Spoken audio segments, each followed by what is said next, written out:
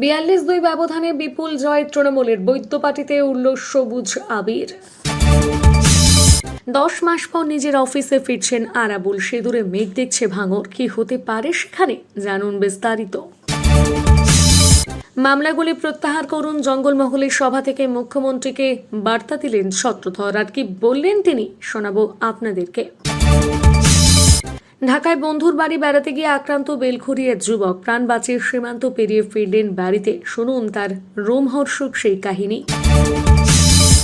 সমেত 6 বিধায়কের শপথ তিক্ততা ভুলে বিধানসভায় রাজ্যপাল বসুর সঙ্গে মুখোমুখি হতে পারেন মুখ্যমন্ত্রী মমতা বন্দ্যোপাধ্যায়। কিন্তু পাকিস্তানের নম্বর +92 থেকে কল এলো হেডমাস্টারের কাছে, ছেলে নাকি হাজতে। তারপর কি হলো জানলে আপনিও থ হয়ে যাবেন। স্বামী স্ত্রীর বিলাসবহুল জীবন দেখে মাথা ঘুরে যেত সবার। একদিন হঠাৎ বাড়ি থেকে চম্পট, যা জানা গেল শুনলে তাজ্জব হয়ে যাবেন। বছর শেষে ফের অগ্নিমূল্য। রান্নার গ্যাস সিলিন্ডার পিছু দাম বাড়ল 15 টাকা। নিয়মিত সঠিক খবর পেতে অবশ্যই আমাদের চ্যানেলটিকে সাবস্ক্রাইব করুন। আসছে বিস্তারিত সংবাদে। প্রায় 3 দশকের বেশি সময় পর বৈদ্যবাটির শেওড়াফুলি কোঅপারেটিভ ব্যাংকের পরিচালক মণ্ডলী নির্বাচন হল রবিবার সকাল 10টা থেকে। বৈদ্যবাটির শেওড়াফুলি ও ভদ্রেশ্বরের শহরের মোট 9 স্কুলে ভোট গ্রহণ শুরু হয়। ব্যাংকের প্রায় 13,000 সদস্য ভোটার ছিলেন। সকাল থেকে কড়া পুলিশি পাহারার মধ্য দিয়ে শুরু হয় ভোট গ্রহণ পর্ব। মোট 18টি কেন্দ্রে 91 জন প্রার্থী প্রতিদ্বন্দ্বিতা করেন। তার মধ্যে 44 জন প্রতিনিধি নির্বাচিত হবেন। 8টি আসনে বিনা প্রতিদ্বন্দ্বিতায় আগেই জয়ী হন তৃণমূল সমর্থিত প্রার্থীরা। ভোট শেষ হয় 3টের সময়। ফল বেরোতে দেখা যায় তৃণমূল সমর্থিত প্রার্থীরা 42টি আসনে জয়ী হয়েছে। 2টি আসনে জয়ী হয় বাম কংগ্রেস জোট। এখানে রাজ্যের বিরোধী দল বিজেপি প্রার্থী দিলেও তারা দাঁত ফোটাতে পারেনি। জয়ী প্রার্থীদের নিয়ে সবুজ আবির খেলায় মেতে ওঠেন তৃণমূল কর্মীরা।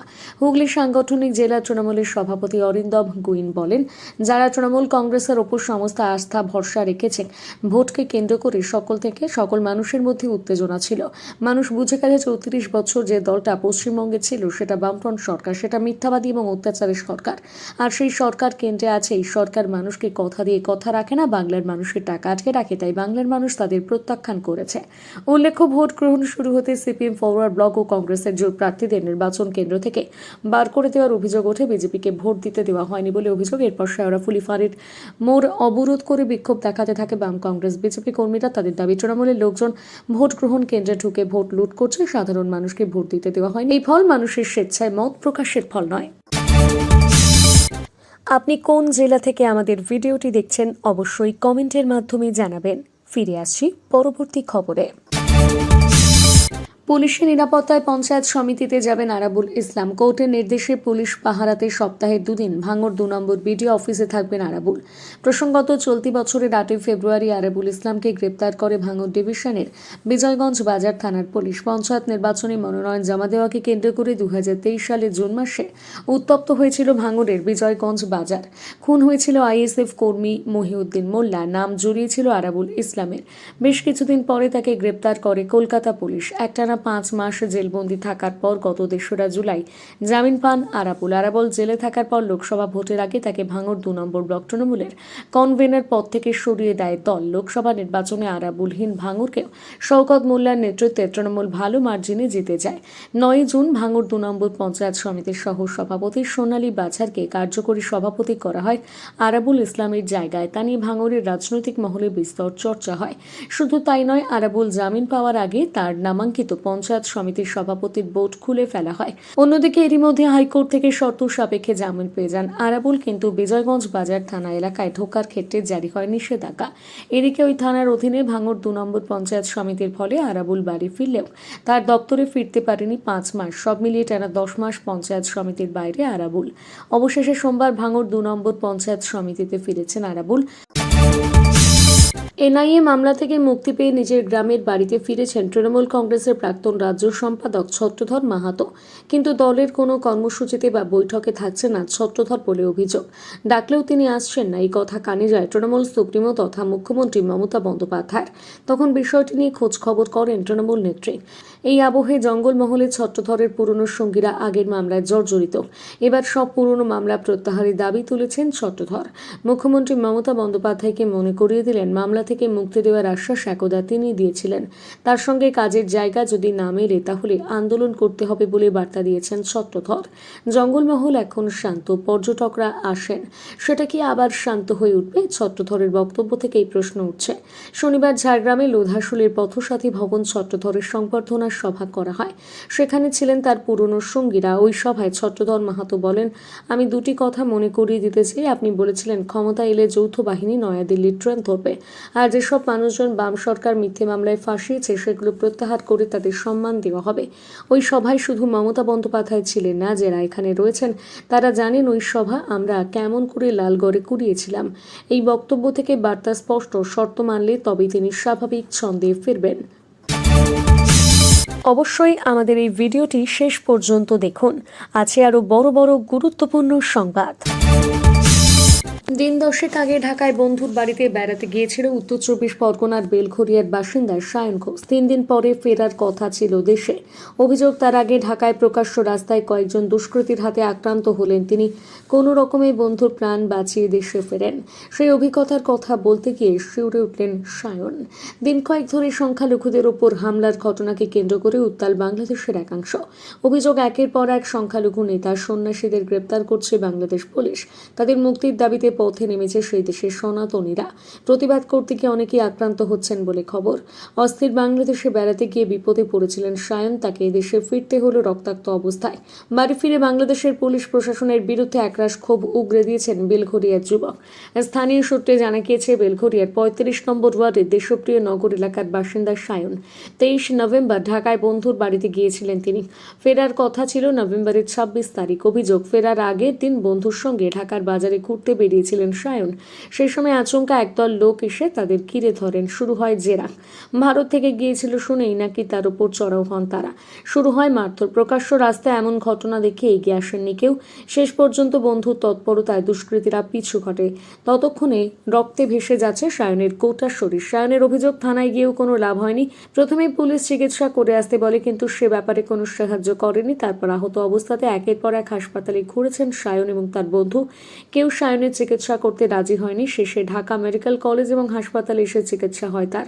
অভিযোগ, সায়নের কাছে থাকা মোবাইল এবং টাকা পয়সা সব কেটে নিয়েছে দুষ্কৃতীরা। এই অবস্থাতে ভয়ে গেদের সীমান্ত থেকে চেকপোস্টে করে ভারতে আসেন সায়ন। মুখোমুখি হতে পারেন রাজ্যপাল ও মুখ্যমন্ত্রী। সোমবার সদ্য নির্বাচিত 6 জন তৃণমূল বিধায়কের শপথ গ্রহণ অনুষ্ঠানে তাদের দুজনকে একসঙ্গে দেখা যেতে পারে। রাজভবন সূত্রে খবর, পুরনো তিক্ততা কাটিয়ে নিয়ম মাফিক নবনির্বাচিত বিধায়কের শপথ বাক্য পাঠ করাতে বিধানসভায় যাবেন রাজ্যপাল সিভি আনন্দ বোস। ওই অনুষ্ঠানে উপস্থিত থাকতে পারেন মুখ্যমন্ত্রী মমতা বন্দ্যোপাধ্যায়। এমতো অবস্থায় সেখানে দুই সাংবিধানিক প্রধানের মধ্যে সাক্ষাৎ হওয়ার সম্ভাবনা রয়েছে। তাদের মধ্যে কথাবার্তা হয় কিনা তা দেখার, কারণ সাম্প্রতিক সময়ে নবান্ন রাজভবনের সংঘাতে দুজনকে একসঙ্গে সামনাসামনি দেখা যায়নি। বিদ্যালয়ের উপাচার্য নিয়োগ থেকে শুরু করে বেশ কিছু বিষয় নিয়ে নবান্নের সঙ্গে সংঘাতে জড়ায় রাজভবন। শেষে যোগ হয় রাজভবনের শ্লীলতাহানির ঘটনা। গত 15ই অগস্ট প্রথা মেনে রাজভবনের চা চক্রে যান মমতা। তখন রাজ্যপাল বোসের সঙ্গে কথা হয়নি তারপরে এইবার আবার মুখোমুখি হতে পারেন বোস মমতা। অনেকে মনে করছেন বর্তমানে একটু নরম মনোভাব নিয়ে চলছেন রাজ্যপাল। রাজ্যের সঙ্গে সংঘাত এড়ানোর চেষ্টায় রয়েছেন তিনি। রাজ্যপাল নিজেই বিধায়কদের শপথ অনুষ্ঠানে বিধানসভায় যেতে ইচ্ছে প্রকাশ করেছেন। উপনির্বাচনে জয়ী বরাহনগরের বিধায়িকা সায়ন্তনী বন্দ্যোপাধ্যায় এবং ভগবানগোলার বিধায়ক রেয়াত হোসেনকে শপথের জন্য রাজভবনে ডেকেছিলেন রাজ্যপাল। সেই সময় তারা রাজি হননি। ওই দুই বিধায়ক বিধানসভায় শপথ নিতে চেয়েছিলেন। ওই দাবিতে তারা ধর্নাতেও বসেন।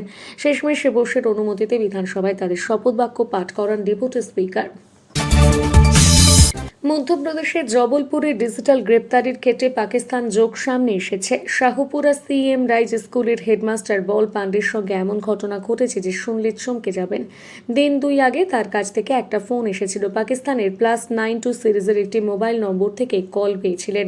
ফোন করা ব্যক্তি নিজেকে একজন পুলিশ অফিসার পরিচয় দিয়ে জানান, বলের ছেলেকে ধর্ষণের মামলায় গ্রেপ্তার করা হয়েছে, তার ফাঁসি হতে পারে। তিনি যদি ছেলেকে বাঁচাতে যান অবিলম্বে সিদ্ধান্ত নিন এবং জরিমানার টাকা ব্যাংক অ্যাকাউন্টে জমা দিন। ফোন করেছিল যে এই ব্যক্তি হেডমাস্টার বলকে একটি ব্যাংক অ্যাকাউন্ট নম্বর দেয়। বল পাণ্ডে সব শুনে হতবাক। সঙ্গে সঙ্গে স্ত্রীকে ফোন করে বলেন ছেলেকে ডেকে তার সঙ্গে কথা বলতে। স্ত্রী ছেলেকে ফোন করলে ছেলে ফোন তুলে তার সুস্থতার কথা জিজ্ঞেস করে। বল এবং তার ছেলের সঙ্গে পুরো ঘটনাটি নিয়ে আলোচনা করলে ছেলেও তাদের জানায় যে এই ধরনের প্রতারণামূলক কল অনেক লোককেই করা হচ্ছে, তিনি একেবারে নিরাপদ আছেন। আশ্বস্ত করেন বাবা মাকে। এরপর বল সেই ফোন করা পুলিশ অফিসারকে জানান সব ঠিক আছে, ছেলের কিছু হয়নি। একথা শুনে ভুয়ো পুলিশ অফিসার কলটি ডিসকানেক্ট করে মোবাইল বন্ধ করে দেয়। এরপর হেডমাস্টার মশাই তার বন্ধুদেরকে হোয়াটসঅ্যাপের মাধ্যমে প্রতারণার কথা জানান। তবে অধ্যক্ষ সতর্ক হয়ে প্রতারকদের খপ্পরে পড়া থেকে রক্ষা পেল এই বিষয়ে থানায় অভিযোগ করেননি। তবে পুলিশ কর্মকর্তারা বলের প্রশংসা করেছেন এবং আতঙ্কিত হওয়ার পরিবর্তে এই ধরনের ফোন কলগুলো যাচাই করার জন্য জনগণের কাছে আবেদন করেছেন। তবে পুলিশ বিষয়টি নজরে এনে ফোন বা প্রতারকরা তদন্ত শুরু করেছে। পাশাপাশি ফোন নম্বরের প্রোফাইলে যে পুলিশ অফিসারের ছবি দেখা যাচ্ছে সেই পুলিশ অফিসারকে তাও খতিয়ে দেখা হচ্ছে। স্বামী স্ত্রী ভাড়া বাড়িতে থাকতেন, দুজনের বিলাসবহুল জীবন যাপন করতেন। কিন্তু একদিন কয়েকজন লোক দম্পতির সঙ্গে দেখা করতে এলে বাড়িওয়ালা জানান তারা দুজনেই বাড়ি থেকে বেরিয়ে গিয়েছেন। এরপর সেখানে তোলপাড় হয়। কারণ জানলে চমকে যাবেন। জানা গেছে 25 লাখ টাকারও বেশি টাকা প্রতারণা করেন স্বামী স্ত্রী পলাতক হয়েছে। অর্চনা গাঙ্গিল এবং তার স্বামী নীলেশ গাঙ্গিলের বিরুদ্ধে 20 জন অভিযোগ জানিয়েছে থানায়। ঠিক কি করেন এই দম্পতি, তাদের আয়ের উৎস জানলে মাথা ঘুরে যাবে। ঘটনাটি গোয়ালিয়রের শিরোল থানা এলাকা হুরাওয়ালিতে এসবিআই এর কিয়স্ক সেন্টার চালাচ্ছিলেন দম্পতি। এতে এলাকার লোকজন তাদের কাছে হিসেবের খাতা খোলে। পরে সামনে আসে একের পর এক অভিযোগ। ফুল কলোনির বাসিন্দা 21 বছরের রাখি চৌখাটি একজন ছাত্রী। তিনি জানান তিনি কিছুদিন আগে হুরাওয়ালি এসবিআই বারাদারির কিয়স্ক সেন্টারে অ্যাকাউন্ট খুলেছিলেন। রাখির বাবা মায়েরও অ্যাকাউন্ট ছিল সেখানে। রাখির অ্যাকাউন্টে 50,000, বাবার অ্যাকাউন্টে 50,000, মায়ের অ্যাকাউন্টে 2,60,000 টাকা ছিল। অ্যাকাউন্ট খোলার পর রাখি যখন 50,000 জমা দেন, গাঙ্গিল দম্পতি তাকে একটি রেজিস্টারে স্বাক্ষর করতে দিয়েছিলেন, কিন্তু রসিদ দেননি। রসিদ চাওয়ার পর তারা রাখিকে বলেন রেজিস্টারে এন্ট্রি করা হয়েছে, তারই প্রমাণে অর্থ অ্যাকাউন্টে টাকা জমা হয়েছে। এরপর রাখির মা ও বাবা 2,10,000 টাকা একটি এফডি করেছিলেন, যা মেয়ের বিয়ের জন্য জমা করেছিলেন। রাখির মতন কয়েক ডজন মানুষ ওই সম্পত্তি কিয়স্কে অ্যাকাউন্টে খুলেছিল।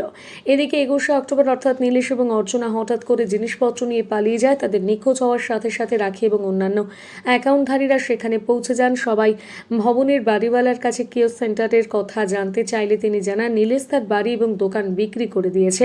দম্পতি 25 লাখ টাকারও বেশি জালিয়াতি করেছেন এবং অভিযোগকারীরা এগিয়ে আসার পর প্রতারণার পরিসংখ্যান আরও বাড়তে পারে বলে মনে করা হচ্ছে। প্রতারক দম্পতি রাখির কাছ থেকে 3,60,000 টাকা, অনিতা জডভের কাছ থেকে 58,000 টাকা, কৃষ্ণ জডভের কাছ থেকে 37,000 টাকা, সন্দীপ বাঘেলের কাছ থেকে 30,000 টাকা, দৌলত রামের কাছ থেকে 50,000 টাকা, হরিশ শ্রীবাসের কাছ থেকে 1,30,000 টাকা নিয়ে গেছে। এমন আরও বহু স্থানীয় বাসিন্দা থেকেও গিয়েছে লক্ষ লক্ষ টাকা। পুলিশ এখন অভিযুক্ত দম্পতিকে খুঁজছে। বছর শেষে ফের হুড়মুড়িয়ে দাম বাড়ল রান্নার গ্যাসের। ডিসেম্বরের প্রথম দিনেই 19 কেজির বাণিজ্যিক সিলিন্ডারের দাম বাড়ল 15.5 টাকা। অর্থাৎ বাণিজ্যিক সিলিন্ডারের জন্য এখন খরচ করতে হবে 1,927 টাকা। যদিও 14.2 কেজির ভর্তুকিহীন সিলিন্ডারের দামও একই রাখা হয়েছে। ভর্তুকিহীন সিলিন্ডারের দাম অপরিবর্তিত থাকলেও গত অগস্ট মাস থেকে লাগাতার বেড়েছে বাণিজ্যিক গ্যাসের দাম। ডিসেম্বরের সেই ধারা অব্যাহত রইল। কলকাতার বাণিজ্যিক সিলিন্ডারের দাম 15.5 টাকা বেড়ে 1,927 টাকা হয়েছে। চেন্নাইতে দাম 16 টাকা বেড়ে হয়েছে 1,980 টাকা 5 পয়সা। দিল্লি এবং মুম্বাইতে এই দাম বেড়েছে 16.5 টাকা করে। এখানে বাণিজ্যিক গ্যাসের দাম যথাক্রমে 1,818.5 টাকা এবং 1,771 টাকা হয়েছে। রবিবার মধ্যরাত থেকে নয়া দামে সিলিন্ডার কিনতে হবে ব্যবসায়ীদের। প্রসঙ্গত শেষবার বাণিজ্যিক গ্যাস সিলিন্ডারের ছাড় মিলেছিল গত জুলাই মাসে। এদিকে লাগাতার বাণিজ্যিক গ্যাসের দাম বৃদ্ধিতে ক্ষুব্ধ দেশের ক্ষুদ্র ব্যবসায়ীরা। বিশেষত হোটেল, রেস্তোরাঁ এবং ছোট দোকানদারাই গ্যাস কেনেন। ফলে প্রতি মাসে বাণিজ্যিক গ্যাসের দাম বাড়ায় সমস্যায় পড়েছেন এই সমস্ত ব্যবসায়ীরা।